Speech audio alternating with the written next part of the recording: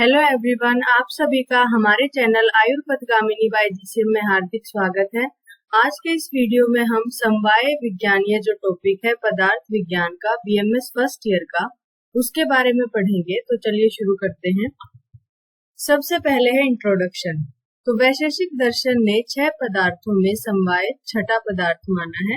तो वैशेषिक दर्शन के जो 6 पदार्थ बताए गए हैं उनमें जो सीक्वेंस है पदार्थों की, द्रव्य, गुण, कर्म, सामान्य, विशेष और समवाय, तो समवाय को छठे स्थान पर माना है। और आचार्य चरक ने भी समवाय को छठे स्थान पर ही माना है। आपने देखा होगा चरक सूत्र फर्स्ट में जो 6 पदार्थ बताए गए हैं उसमें क्या है, छठे स्थान पर ही समवाय को आचार्य चरक ने भी माना है। संबंध जो है वो 2 प्रकार का होता है, वो नित्य और अनित्य, 2 प्रकार का संबंध हो सकता है। अनित्य संबंध को संयोग कहते हैं और नित्य संबंध को समवाय कहते हैं। हम सबको पता है कि जो नित्य होता है वो क्या है, हमेशा बना रहता है। समवाय जो संबंध होता है वो अविनाभाव संबंध होता है। संयोग जो है वो अलग हो सकता है, इसीलिए उसको अनित्य कहा गया है। अनित्य जो है उसे संयोग कहेंगे और जो नित्य है उसे समवाय कहते हैं। उदाहरण है, पक्षी का वृक्ष की डाल पर बैठना संयोग है, जो अनित्य है, और पक्षी का अपने वर्ण से संबंध समवाय कहलाता है क्योंकि वह नित्य है।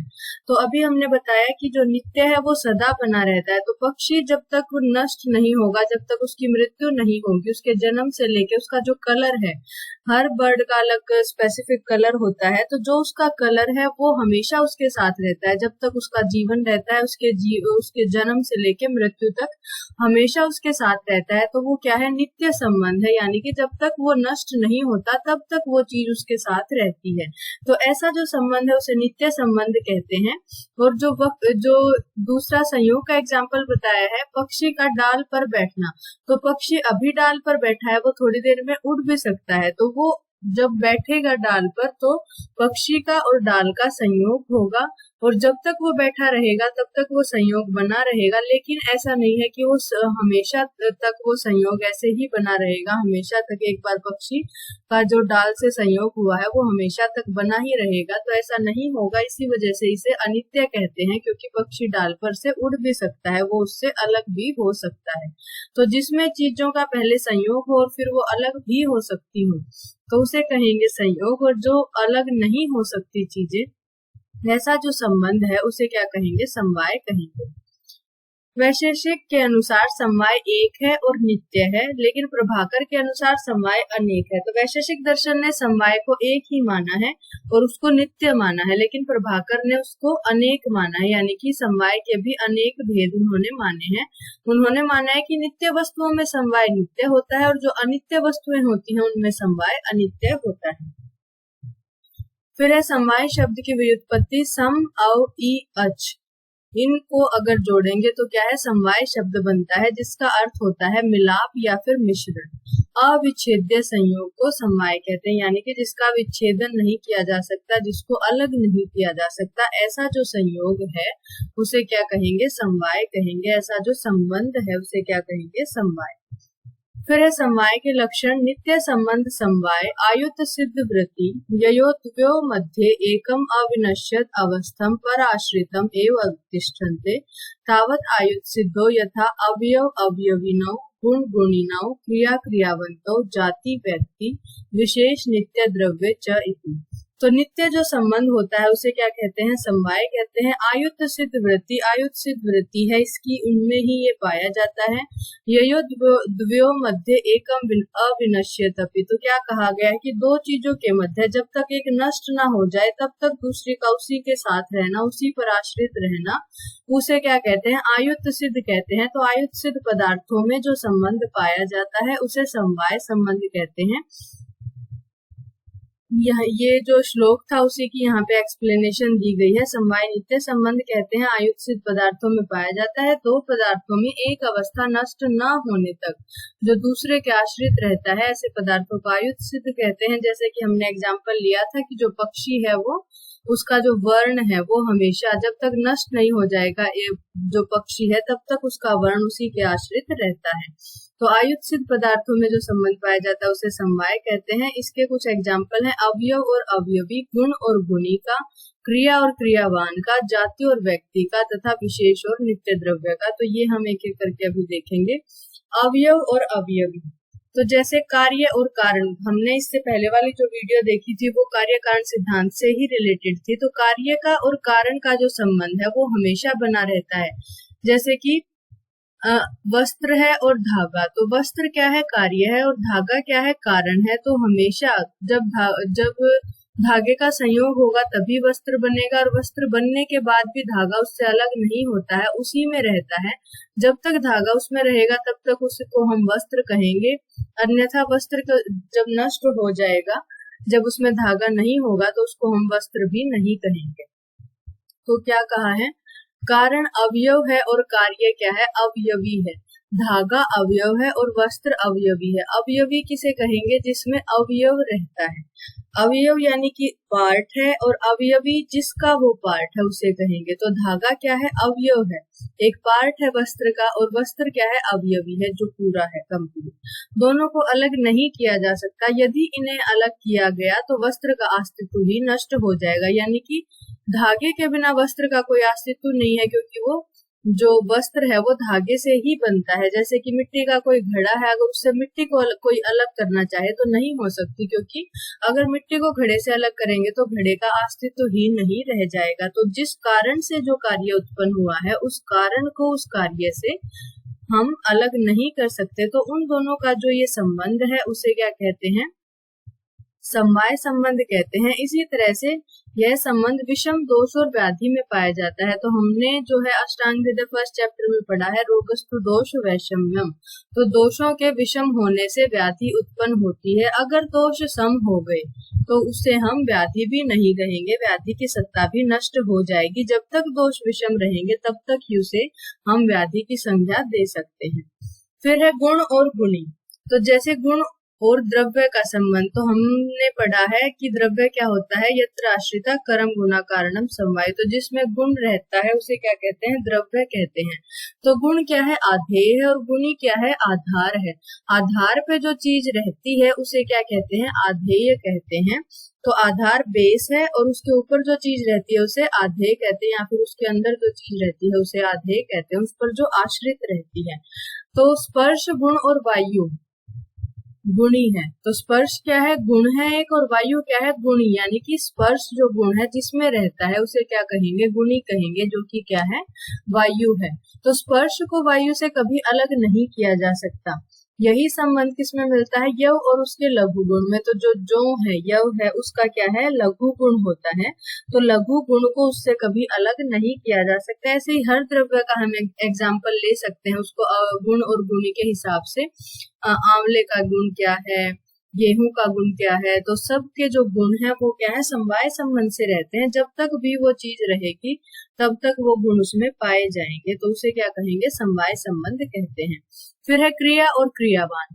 तो क्रिया क्या है, आधेय, और द्रव्य क्या है, आधार है, जैसा कि हमने अभी पढ़ा था। गति क्या है, गति क्रिया है, और वायु द्रव्य है। तो वायु जो द्रव्य है उसमें अभी हमने स्पर्श गुण पढ़ा था, अभी उसमें क्या है, गति होती है, तो वो क्या है, क्रिया है।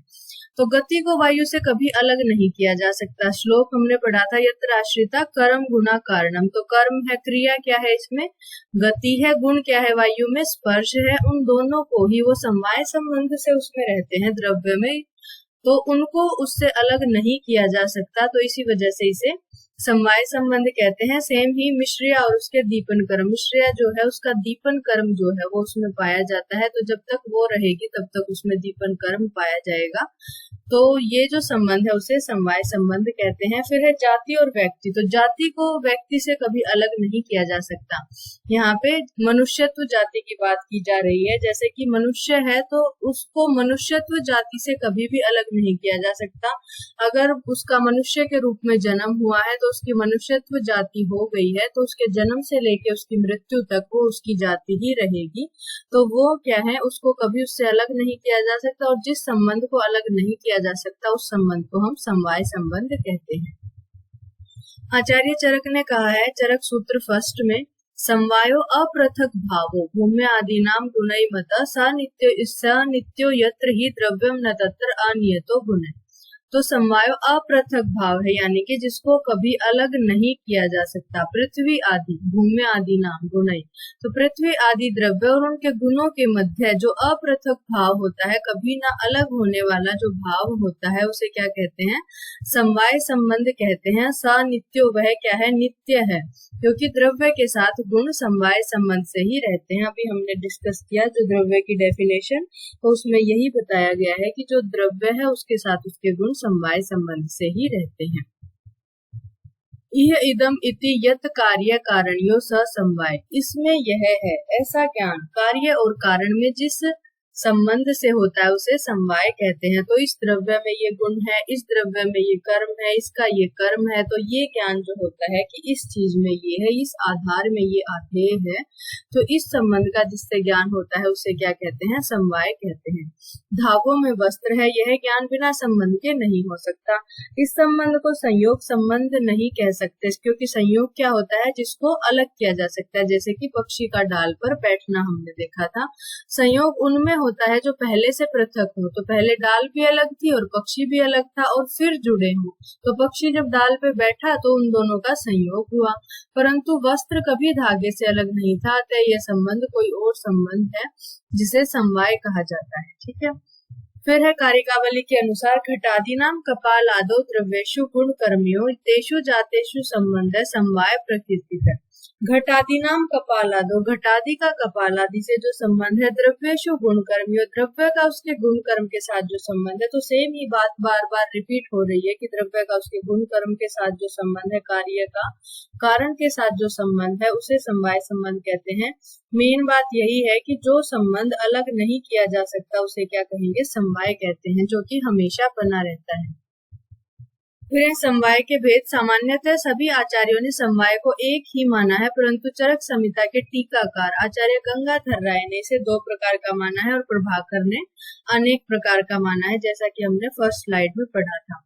नित्य अनित्यश्च समवाय, गंगाधर जो टीका है, गंगाधर राय ने जो कहा है चरक संहिता पर जो टीका की है, उसमें उन्होंने 2 प्रकार का समवाय माना है, नित्य और अनित्य। नित्य वस्तुओं में नित्य समवाय मिलेगा और अनित्य वस्तुओं में अनित्य समवाय मिलेगा। तो ये उनके अनुसार है, गंगाधर राय के अनुसार है, आचार्य चरक ने एक ही इसको माना है।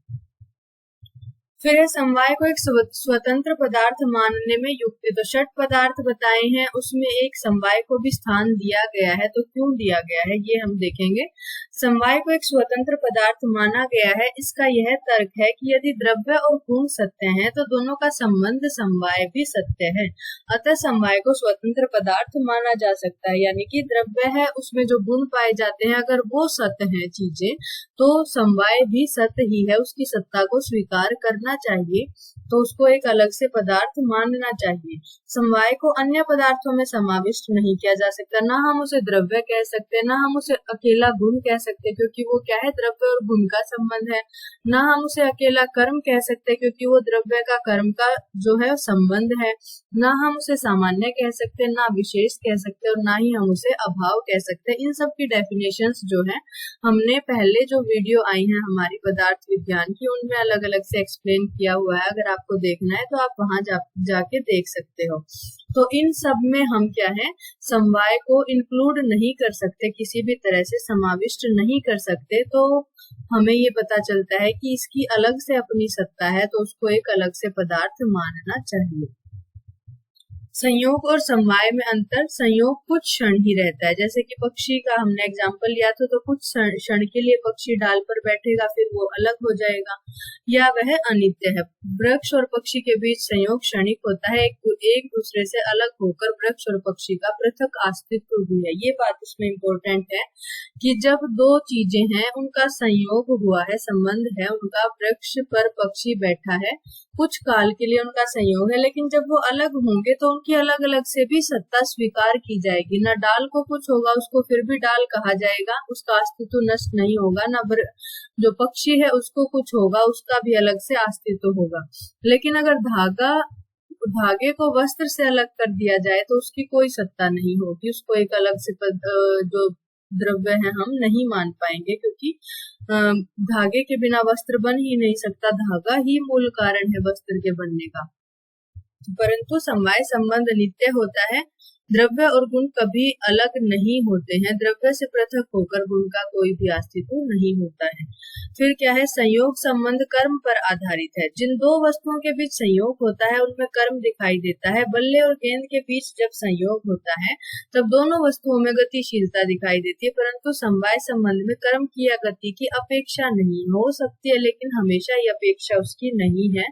तो जैसे कि बल्ला और गेंद का जब संयोग होता है तो दोनों में गतिशीलता होती है, तो दोनों का कर्म होता है। तो यहाँ पे कहा है कि संयोग संबंध कर्म पर आधारित होता है, ये डिफरेंस है इन दोनों में। फिर है संयोग पारस्परिक होता है। बल्ले और गेंद का जब संयोग होता है तब बल्ला और गेंद दोनों एक दूसरे से संबंधित होते हैं, तो पारस्परिक संबंध है।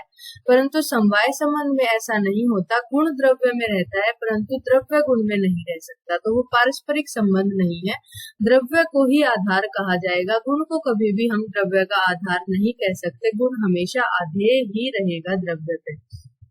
संयोग संबंध का इंद्रियों से ग्रहण किया जा सकता है, परंतु समवाय संबंध इंद्रिय ग्राह्य नहीं होता है।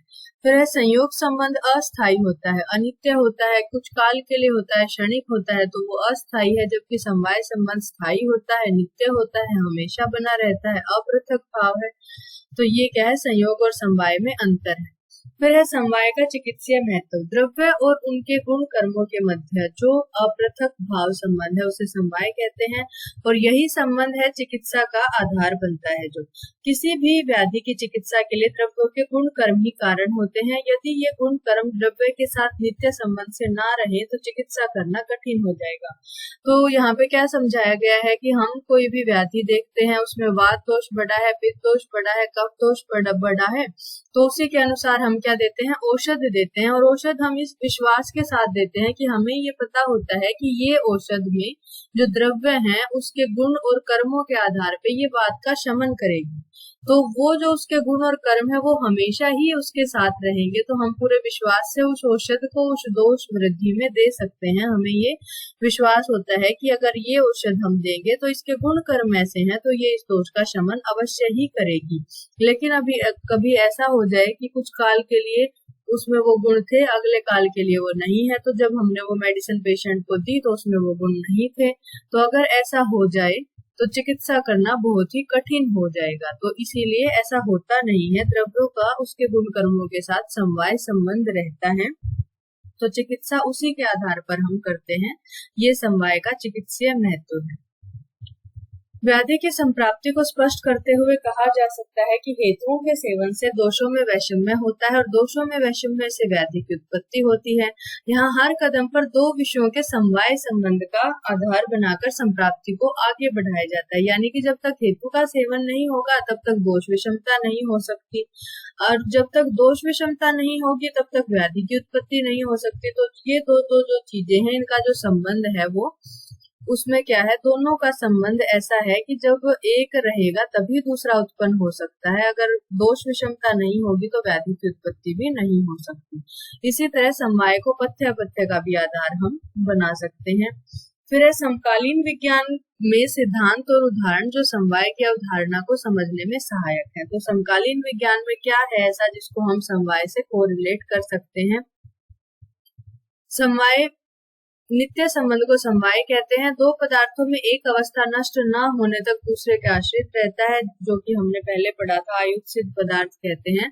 तो समकालीन विज्ञान में इसे हम इनहेरेंस या इनसेपरेबल कह सकते हैं, यानी कि जिसको अलग नहीं किया जा सकता। इनसेपरेबल जो है, किसी में या किसी वस्तु में स्थायी और अविभाज्य तत्व या गुण को इनहेरेंट कहते हैं। समवाय को कुछ हद तक इंट्रिंसिक प्रॉपर्टीज के समान भी देखा जा सकता है। तो किसी भी चीज की एक इंट्रिंसिक प्रॉपर्टीज होती हैं, कुछ उसकी एक्सट्रिंसिक प्रॉपर्टीज होती हैं। तो एक्सट्रिंसिक जो प्रॉपर्टीज हैं उनमें चेंज हो सकता है, लेकिन इंट्रिंसिक जो प्रॉपर्टीज हैं किसी भी चीज की उसमें चेंज नहीं हो सकता। तो समवाय जो हमने पढ़ा है कि वो हमेशा एक समान ही रहता है, वो बना ही रहता है, उसमें चेंज नहीं होता। तो समवाय को हम इंट्रिंसिक जो प्रॉपर्टीज हैं उससे कोरिलेट कर सकते हैं। एग्जाम्पल है जैसे कि डेंसिटी है किसी भी वस्तु की, वो इंट्रिंसिक प्रॉपर्टी है, वो चेंज नहीं हो सकती। लेकिन जो वेट है वो एक्सट्रिंसिक प्रॉपर्टी है, वेट को अफेक्ट करने वाले बाहरी फोर्स हो सकते हैं, जैसे कि गुरुत्वाकर्षण। तो उसके आधार पर वेट जो है वो चेंज हो सकता है, लेकिन जो वस्तु है उसकी जो इंट्रिंसिक प्रॉपर्टीज हैं वो चेंज नहीं होती हैं, तो उनको हम समवाय से कोरिलेट कर सकते हैं। तो ये था समवाय के बारे में। अगर आपको हमारी वीडियो अच्छी लगे तो प्लीज वीडियो को लाइक करें, शेयर करें, चैनल को सब्सक्राइब करें। Thank you so much.